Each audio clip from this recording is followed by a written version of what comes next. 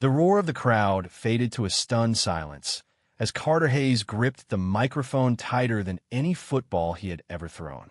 "I've hidden who I am for too long," he announced, his voice echoing through the packed press room at the Denver Broncos training facility. "And today I'm proud to introduce the love of my life, my boyfriend Julian." Flashes exploded like fireworks. Reporters shouted over one another while phones lit up with live streams.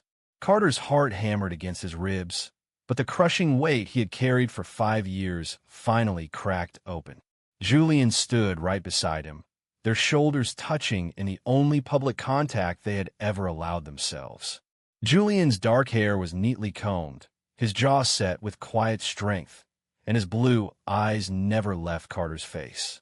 They had practiced this moment in whispers at 2 a.m. in their downtown Denver apartment, but nothing prepared them for the real-world storm. Carter's mind flashed back to the night they met. 5 years earlier, he had been the fresh-faced rookie quarterback who had just led the Broncos to a playoff win. Julian had been the freelance photographer hired to shoot the charity gala. Their eyes locked across a crowded ballroom, and something electric passed between them. What began as stolen texts during road trips became weekend getaways in tiny mountain cabins where no one would recognize them. They learned to love in fragments. Quick kisses in rental cars, hands brushing under restaurant tables, late-night calls where Julian's calm voice steadied Carter after every game.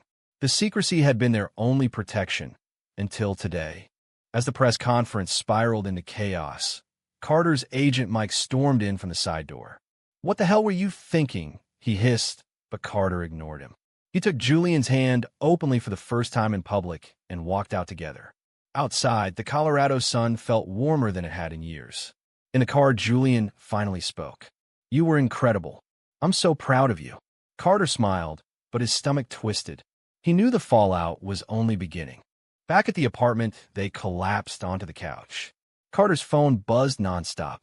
His father, a retired high school coach from Texas, had already texted 3 times. "Call me now, son. This isn't you." His mother sent a single heart emoji followed by "We love you no matter what." Teammates were blowing up the group chat with everything from shocked emojis to outright anger. One veteran defensive lineman wrote, "Bro, you just killed the locker room vibe." Carter set the phone face down and pulled Julian close. "I don't regret it," he whispered, "but I'm scared of what comes next." That evening, the local news replayed the clip on every channel. Social media erupted.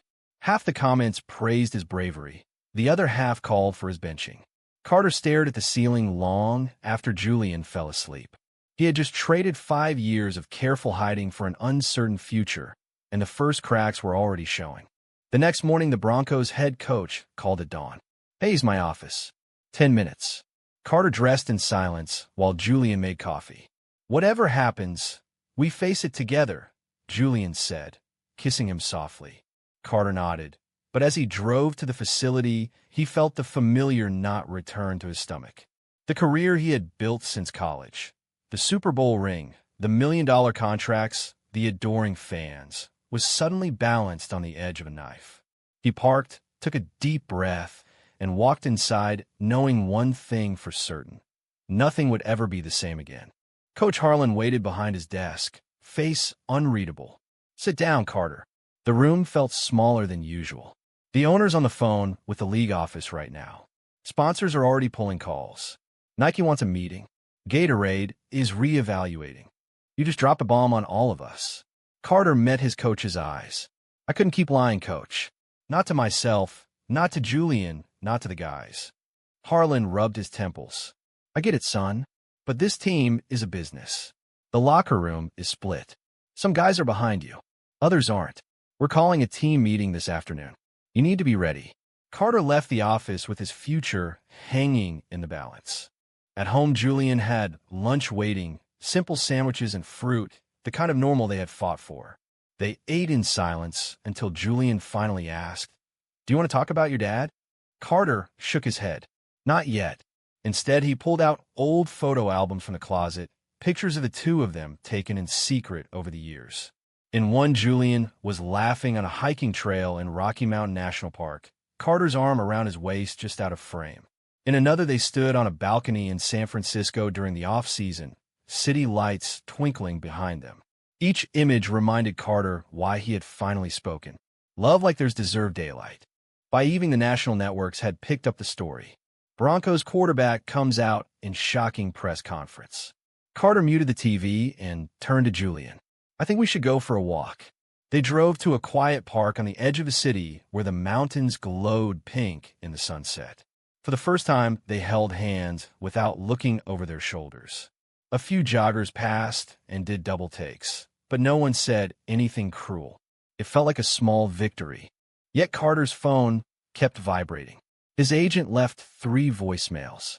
Teammate Marcus, the wide receiver who had been his closest friend on the field, texted, "Call me when you can, man.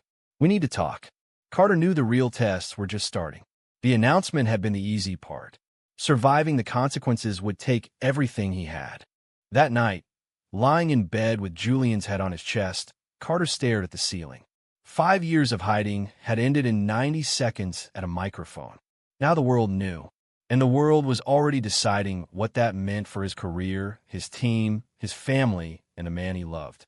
He kissed Julian's forehead and whispered into the dark, "We're in this together." But deep down, he wondered how much togetherness the NFL would allow. The team meeting the next afternoon felt like walking into a lion's den. Carter stepped into the locker room, and every conversation stopped. 30 pairs of eyes turned toward him. Some were supportive, some confused, a few openly hostile. Marcus, his favorite target on the field, and the guy who had covered for him more times than Carter could count, stood up first. "We got your back, Cap," he said, loud enough for everyone to hear. A few nods followed, but defensive end Tyler crossed his arms and muttered, "This is going to mess with the chemistry."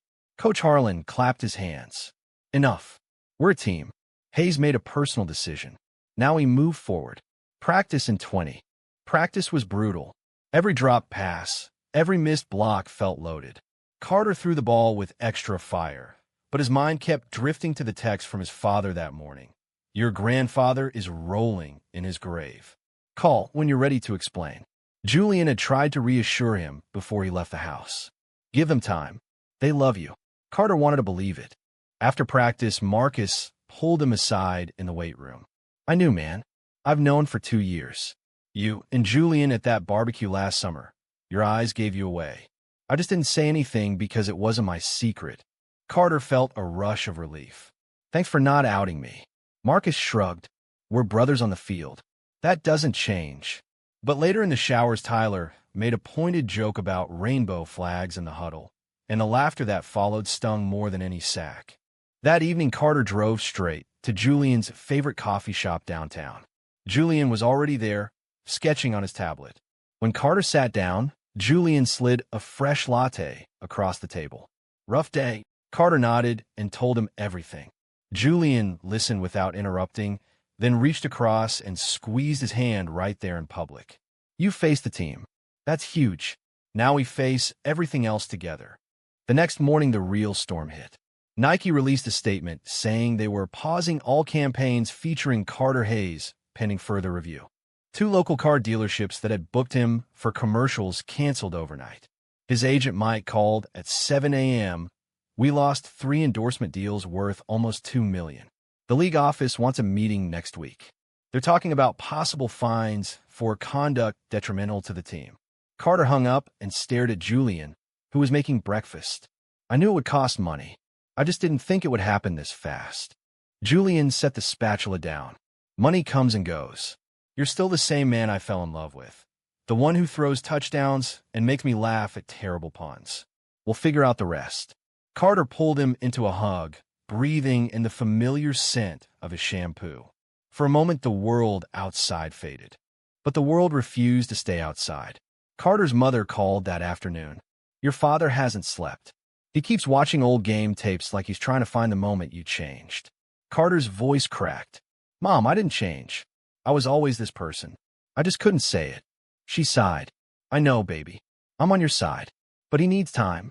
We all do." When he hung up, Julian wrapped his arms around him from behind. "Families are complicated. Ours will get there." That night, they decided to do something normal. They cooked pasta together, opened a bottle of red wine, and watched a mindless action movie. Halfway Through Julian paused it. Remember our first road trip? You were so paranoid someone would see us at the gas station, you made me wait in the car. Carter laughed softly. Yeah, and you stole my fries to punish me. They leaned into each other, the simple memory a lifeline. The following day brought another blow. The Broncos owner called Carter personally. Son, I respect your courage, but the fan base is split. Ticket sales for the home opener are down 15% already. We're not cutting you yet, but we need to see how the locker room handles this. Keep your head down and play ball. Carter thanked him, but the warning was clear. Performance was now tied to acceptance. Marcus texted later. Tyler's stirring shit in the group chat. Want me to shut it down? Carter replied, let them talk. I'll earn their respect on the field. But inside he wondered how many more battles he could fight at once.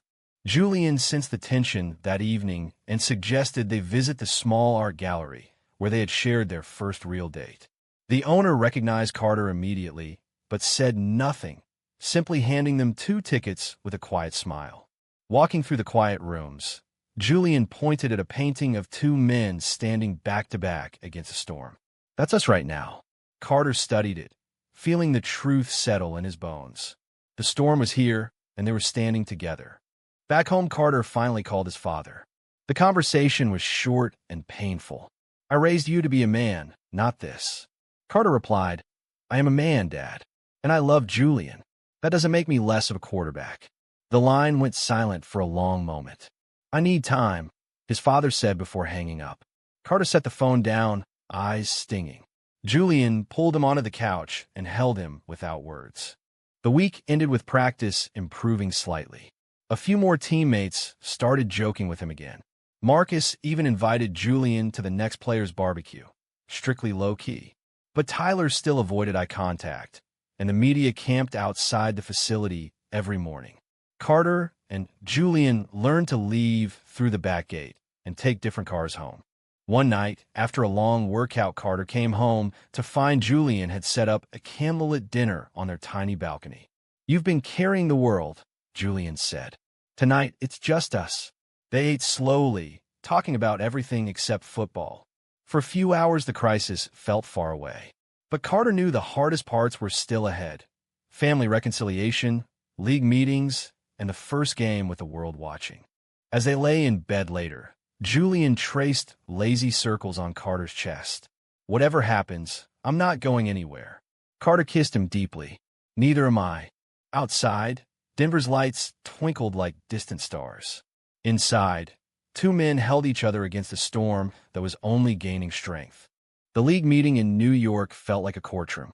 Carter sat across from 3 stern executives in a glass-walled conference room overlooking Manhattan. His agent Mike had flown in the night before, still muttering about lost revenue. They're going to find you, Mike warned. Just keep calm. Julian had stayed in Denver, sending a good luck text with a photo of the 2 of them from their first Christmas together. Carter kept that image in his mind as the meeting began. The commissioner spoke first. Mr. Hayes, your personal life is your own, but when it affects the brand of the league, we have to respond. We're issuing a $50,000 fine for conduct detrimental to the league image. We're also requiring sensitivity training for the entire Broncos organization. Carter nodded, jaw tight. Understood, but I won't apologize for loving who I love. The room stayed silent for a beat. One executive leaned forward. We're not asking for an apology. We're asking for discretion moving forward. Carter almost laughed. Discretion had been his entire life until now.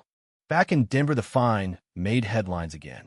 Social media divided into warring camps. Hashtags trended, Stand with Carter and Fire Hayes. At practice the next day, Coach Harlan pulled him aside.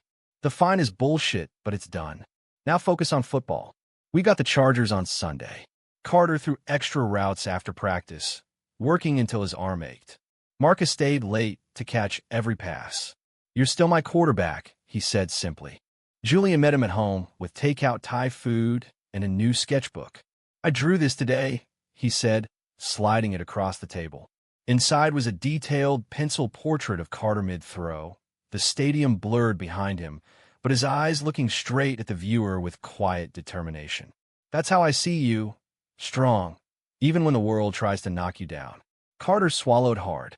I don't know what I'd do without you. The Chargers game arrived under a blaze of national attention. Cameras followed Carter from the moment he stepped off the bus. The crowd was louder than usual, a mix of cheers and boos rolling down from the stands. In the tunnel, Tyler muttered, "Hope your boyfriend's watching," but Marcus shut him down with a glare. When the team ran onto the field, Carter's name was announced, and the stadium erupted in a confusing roar. He found Julian in the family section, wearing a simple Broncos hoodie, and gave him the smallest nod. The first half was ugly. Carter threw 2 interceptions, one returned for a touchdown. The defense couldn't stop the Chargers' run game. At halftime, the score was 17-3. In the locker room, Coach Harlan didn't yell. He simply looked at Carter and said, "They're testing you. Show them who you are." Carter came out firing. He led a 75-yard drive in the third quarter, hitting Marcus for a touchdown. The fourth quarter became a shootout. With 30 seconds left and trailing by 3, Carter scrambled out of the pocket, saw Julian's face in his mind, and launched a perfect spiral into the end zone. Touchdown. Broncos won 24-20. The locker room exploded. Players who had been distant high-fived him. Even Tyler offered a grudging, "Nice throw." Outside, reporters swarmed. Carter gave short answers until one asked about Julian. "He's the reason I played like that today," Carter said. "Love makes you better, not worse." The clip went viral within minutes.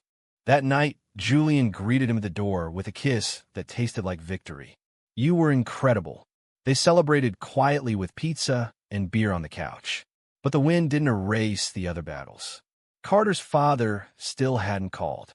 Sponsors continued to drop, and the league had scheduled another meeting for the following month.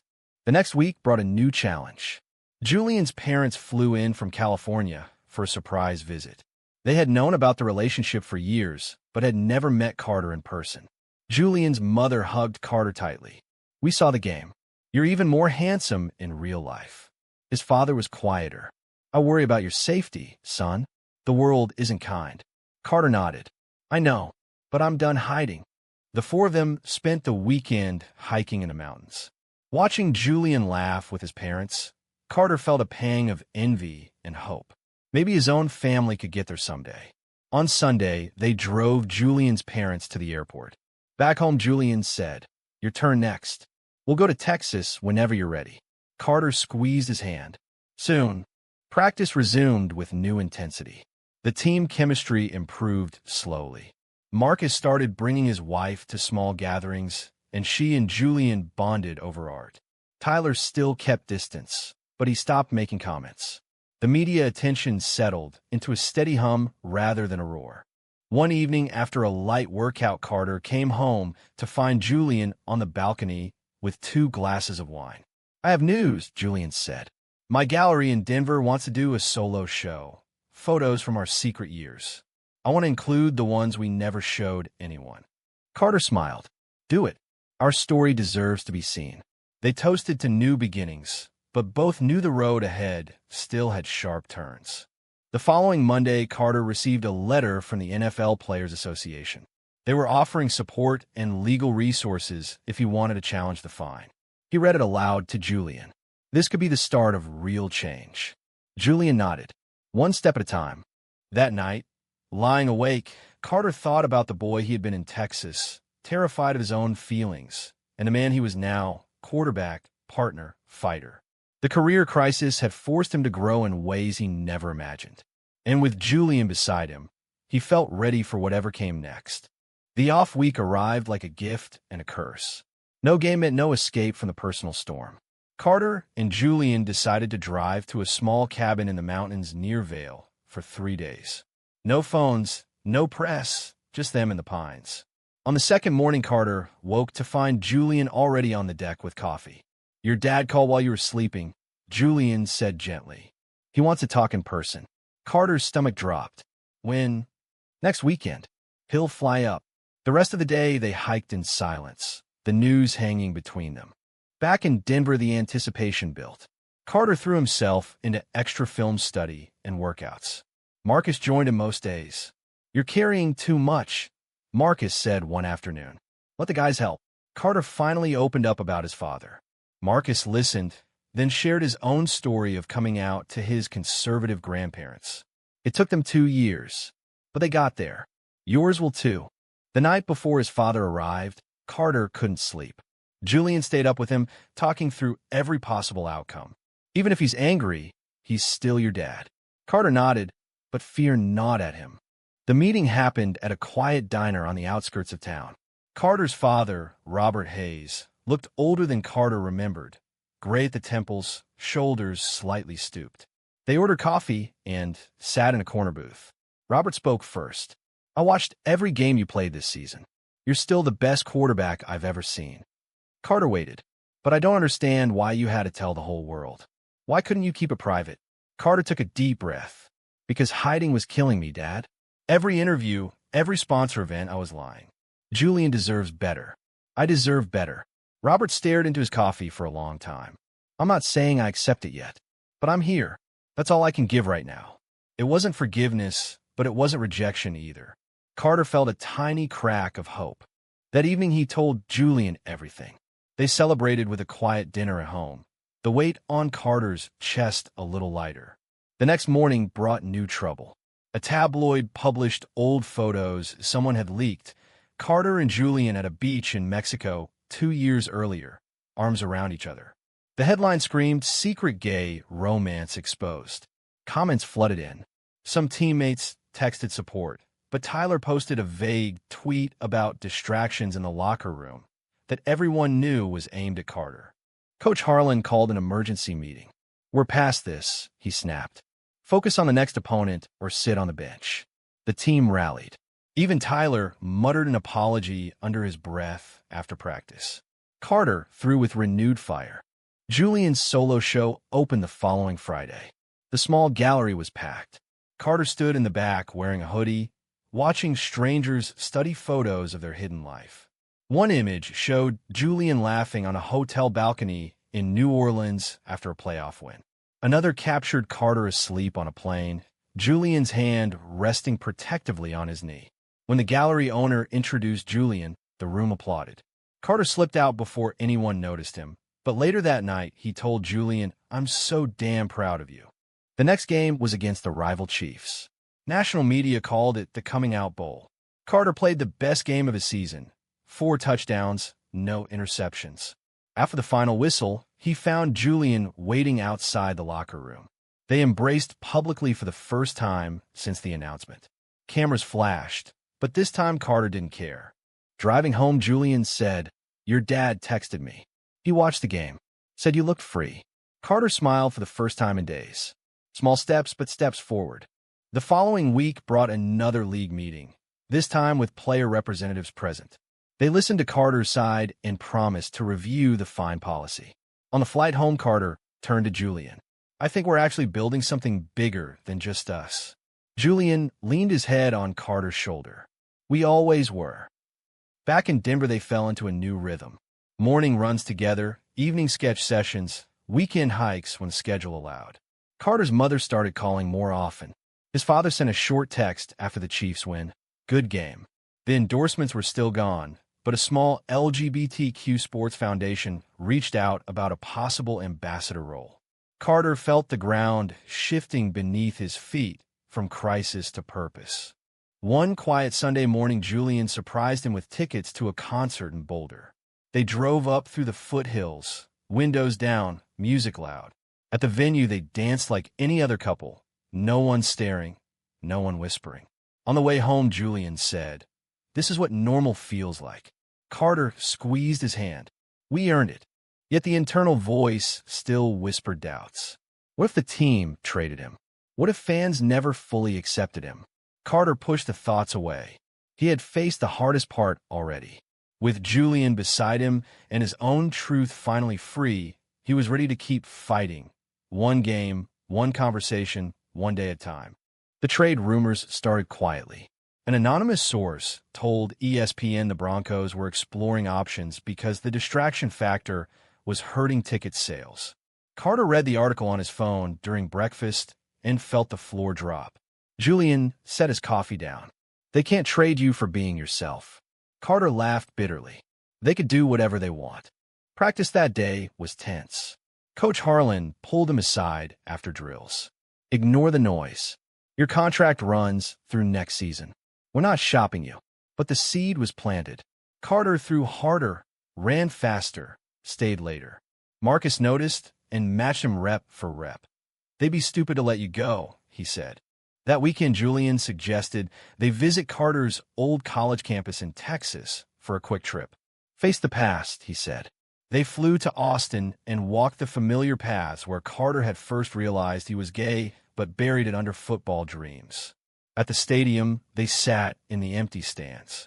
"I used to pray every night that the feelings would go away," Carter admitted. Julian took his hand. "I'm glad they didn't." On the flight home, Carter received a call from the foundation. They wanted him as a national spokesperson, paid, visible, meaningful. He accepted on the spot. Julian beamed. "See?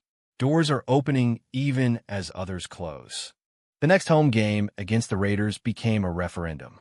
Protesters gathered outside the stadium with signs both supportive and hateful. Inside, the crowd was electric. Carter threw for 320 yards and 3 touchdowns. After the game, he did a post-game interview with a local LGBTQ reporter. "I'm not just a quarterback anymore," he said. "I'm proof that you can be both." The following Monday, the league announced it was reviewing its conduct policy. Carter's fine was quietly reduced. Small wins stacked up. But Tyler crossed a line in the weight room, making a crude joke about Julian. Carter confronted him directly. "You don't have to like me, but you will respect the man I love." The room went silent. Tyler backed down. Later that night, he texted a single word, "Sorry." Julian's gallery show extended for another month. One evening, a group of young LGBTQ athletes attended and asked for photos with Carter. He stayed for 2 hours answering questions. Driving home, Julian said, "You're changing lives." Carter realized it was true. The trade deadline passed without movement. Carter exhaled for the first time in weeks. He and Julian celebrated with a weekend in Aspen, skiing by day, fireside talks by night. On the last evening, Julian pulled out a small box. Inside was a simple silver bracelet engraved with their initials and the date of the press conference. "A reminder that we survived the hardest part," he said. Carter slipped it on and kissed him under the mountain stars. Back in Denver, the team chemistry had shifted noticeably. More players invited Julian to team events.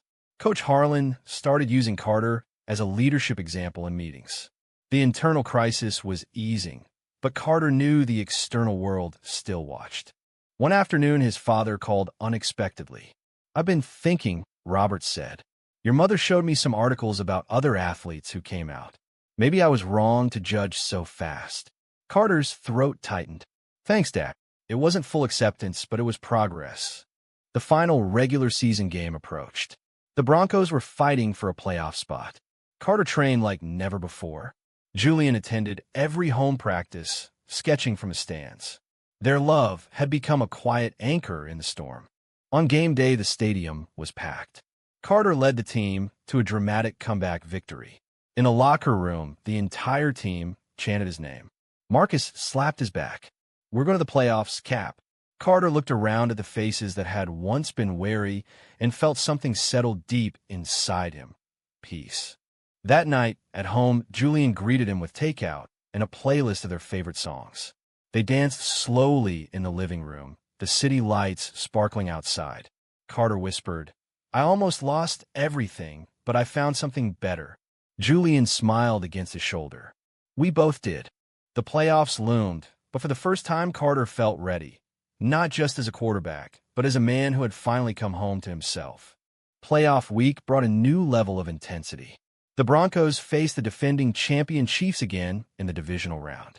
National media framed the game as Carter's redemption.